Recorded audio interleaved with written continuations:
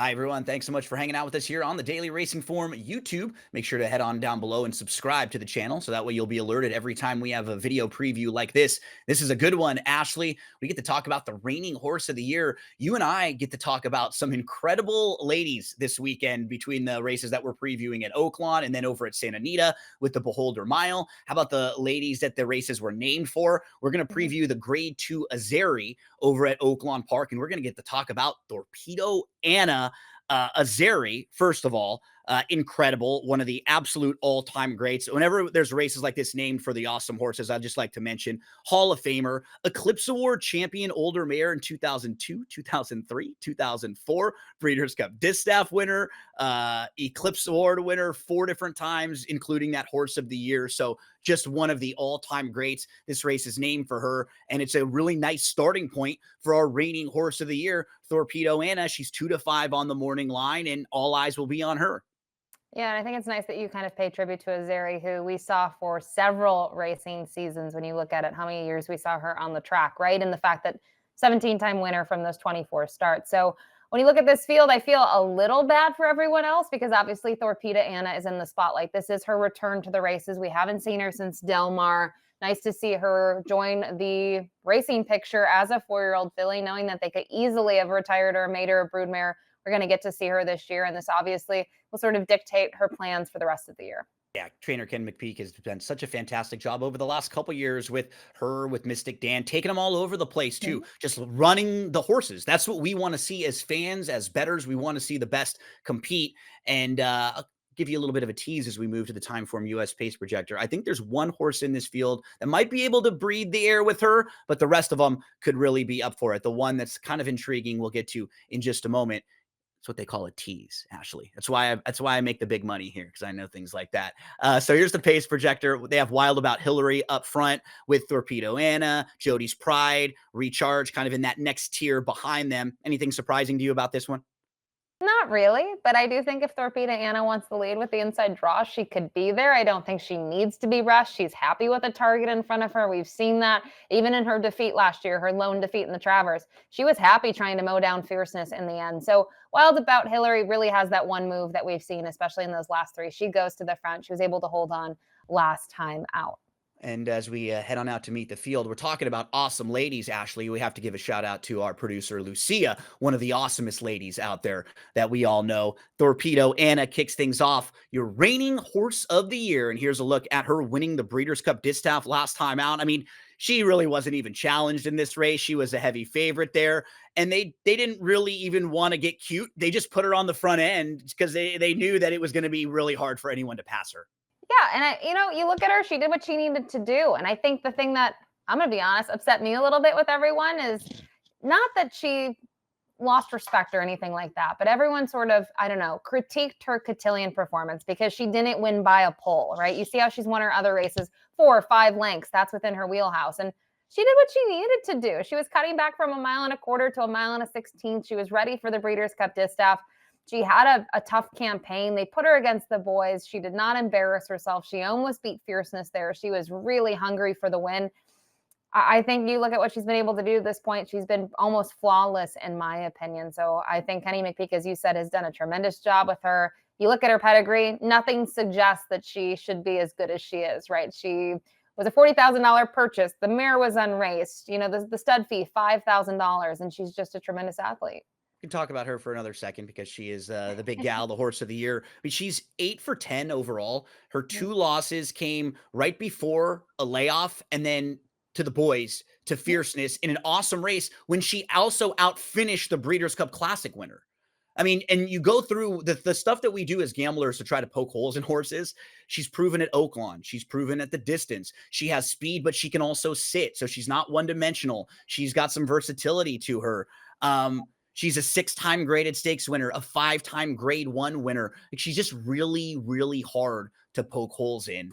She's awesome, and it'll be really great to see her making her starting point this year for 2025 on Saturday. Let's move next door to Alpine Princess Ashley. She's a multiple stakes winner. She's multiple graded stakes placed. Her 2 starts this year, she's finished second in her 2 starts most recently, one of them at the end of last year and one this year. She's finished second in graded stakes races. She had to make a kind of a wide trip in the Houston Ladies Classic. She wasn't able to run down Recharge, who was able to slow things down up front. Those two come back in here. What do you think about them? That race in particular, can either one of them stack up with the big gal?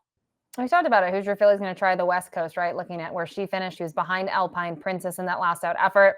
I know she's been defeated in her last two, but they've been narrow defeats. She's really tried in the stretch. I was at Remington Park when she won the Remington Park Oaks, and it looked like a paid workout. I mean, it was just really something special to watch. And she really, in my opinion, hasn't taken a step back from that. I know her figures have dropped a little bit, but to hit a 90 in those last two, they've put her on the road. She can handle the shipping. It's going to be her first time at Oaklawn Park.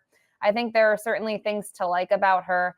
Curious to see how she will be bet in here. We know Thorpedo Anna, no doubt about it, post-time favorite, heavy favorite. I wonder how much respect she will take against this group, though, because there are other horses in here that they still deserve a look when, in my opinion, they are running for second. They still, could give Alpine Princess a run for her money. We move to the number 3, Jody's Pride. Okay, this is the horse who I think is a little bit interesting. If you're someone who, as a gambler, is maybe trying to take a shot against Thorpedo Anna, because if everybody shows up with her A game, no doubt Thorpedo Anna is going to win this race. But could she be a little bit short? Could she run one of those races last year where her buyers were like 95 or below? If she does, Jody's Pride to me is an interesting horse if she is 8 to 10 to 1-ish, because you can go through her form overall. Her first 4 starts, she was awesome. She was at the tip top of this division. Then she went to the bench for a while. When she started 2024, she actually wins the Busher. Coming after that, she's in the Ashland at Keeneland, and she just doesn't fire. She's off from April to November. When she shows back up in November, they take a shot on the grass. It's almost like they were throwing a dart there. She's off again for a few months. In the inside information, she ran awesome. She was behind horses. She got a nice trip, but she moved early. She ran exactly like a horse who was a little bit short. If you can just kind of play her off of her early form and then just project that she is now the filly that she showed us in that last effort in the inside info, if she can build off of that race with plenty of time there, to me, Ashley, she's the one that's still lightly raced enough with some upside, who had the type of like blue chip prospect pedigree horse that could maybe be a sneaky one that jumps up and beats Anna if she's not ready. I couldn't get there with anyone else, and I would only bet Jody's Pride if she is in the 10 to 1-ish range. But of all the horses in here, she was the most intriguing to me, because I think you can really make some excuses for the poor performances, Ashley, and I think she's got a little bit of upside. Interesting to note. I mean, she was second in the Breeders' Cup Juvenile fillies behind Just FYI, so she's had to face several times throughout her career. I do like that she's making her second start. She's stretching out, and I actually like the workout tab where it looks like they are trying to get her prepared to go long. 3 works since that last race, 4 furlongs, 5 furlongs, and then 7 ace, right, is that final drill in preparation for here. I see that she's got upside. I guess my one question for you, because I'm curious to get your thoughts, where do you see her fitting in the mix early in this race? Because to me, in the turf race, they tried to have her further off of it. It didn't work out. She seems like she's going to have to be stalking early. Do you agree with that? I'd love to see her trying to move in front of Anna, right? Like if I'm playing her, can she sit right there and try to keep Thorpedo Anna pinned in? Right? That would be what I would be hoping. Or move early. Thorpedo Anna has to kind of shuffle back and try to come around. That would be the trip I'm hoping for. Just that she's one race ahead of Anna, maybe a little bit sharper, and maybe just kind of some sneaky upside from a horse who we haven't seen a whole lot of over the last year-ish. Whereas we all kind of know Anna, and I completely respect everything about her. She's no doubt the one to beat in here. But could this be a race where, from a value-based standpoint, maybe the time, if you're ever trying to beat a horse like this, is now? Everybody knows her. She's got a big reputation. She's going to probably get a few extra bucks every time she runs. Who knows? We'll see if Jody's Pride is playable for me on Saturday. What about Hillary?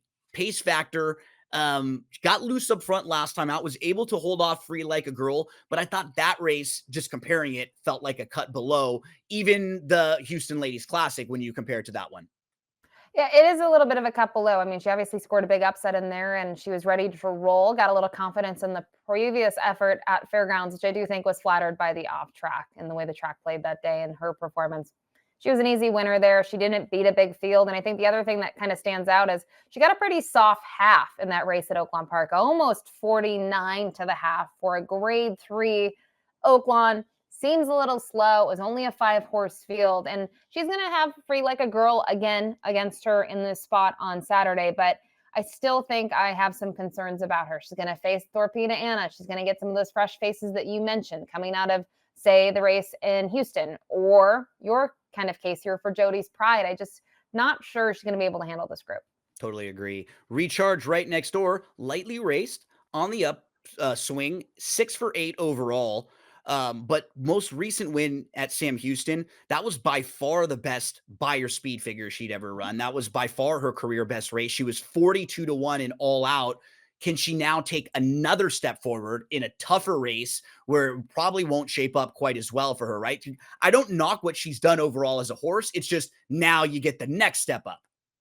I'd love to own her. She's 6 for 8, has made over 400,000. But my reservation would be the last 3 races. She has won them in gate to wire fashion, and the splits, they're just not comparable to what I think Thorpedo Anna can do. I think when we talked about the other horses in here, your case of Jody's Pride, if she's in the mix, they're going to go faster, I think. And I think that puts her in a vulnerable position. And kind of looking at the splits of those races, yes, she got the big figure last time out. We know the horse directly to her inside probably has to go based on what we've seen in those last couple. I'm not sure at this point if she can truly pass horses. I think she's going to have to maybe learn something in here, and I don't think she's going to get the lead easy, even if they want it. Shout out to the richest Louisiana bred in history. That's Free Like a Girl. I just don't know if she's at the top of her game right now, Ashley. I mean, you look at her last 2 races. She finished second in the Buccola. She was 4th in the Houston Ladies Classic. She basically ran the same exact race on Buyer speed figures, but it just shows you that the one race was tougher than the other. So she was closer and almost won the Buccola versus finishing 4th and not really threatening at all in the Houston Ladies Classic. This race is tougher than either one of those. Yeah, I would agree with you. I don't think she's in the same form that we saw, say, in the late fall or other parts of 2024. I mean, she is extremely talented, a horse that I have grown to love and admire just based on her resume and the way that she's done it. She's a millionaire twice now in her career, and she's really done it the hard way, Gino, when you look at it. 48 starts, 21 wins. But I do think she took a step forward in her most recent outing. I did not like her performance 2 back. She stalked throughout there and just was no match for the top 2. And maybe it's because of the dynamics of the race, right? When you're chasing a slow pace, you're going to be able to make up ground. Not really. So I do think she gets a little advantage in this spot with what I think the pace will be. I don't think it's going to be lightning quick, but I think it's going to be more honest than those last 2 efforts. And maybe that can help her get back on track. She has no problems at Oaklawn Park. She's actually taken to that surface really nicely. Going to be a big price in here.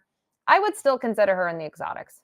I can't really make a case for the outside runner here, Ashley. Hasn't crossed the wire first in the last 14 races. One of them actually won, but was put up via DQ. That was 8 starts ago. Just by speed figures, feels a little bit below and just not really running competitive races as of late.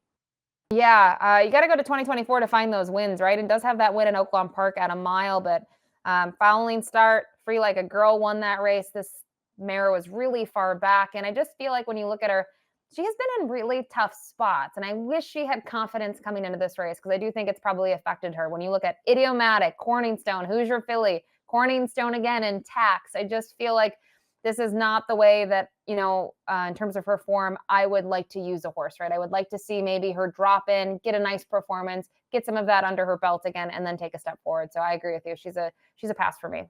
So as we move to selections here, I was playing salesman earlier on and telling everybody why I was putting Jody's Pride up front. To me, it comes down to value. If she's like 4 or 5-1, that's way too short. If you're going to take a shot against a horse like Thorpedo Anna, you want a horse to be at the right price at the right time. She needs to be, for me, close around 10-1-ish in that range. I think if she is, I could put a few bucks to win on her because these are the types of races where you can maybe beat a horse like Thorpedo Anna, who is one of the best horses in training because she's got big plans for later on in the year. She doesn't necessarily want to be at her A+ game right now early on, but she could still show up with like a B- game and probably beat this field, Ashley. That's what's so impressive about her.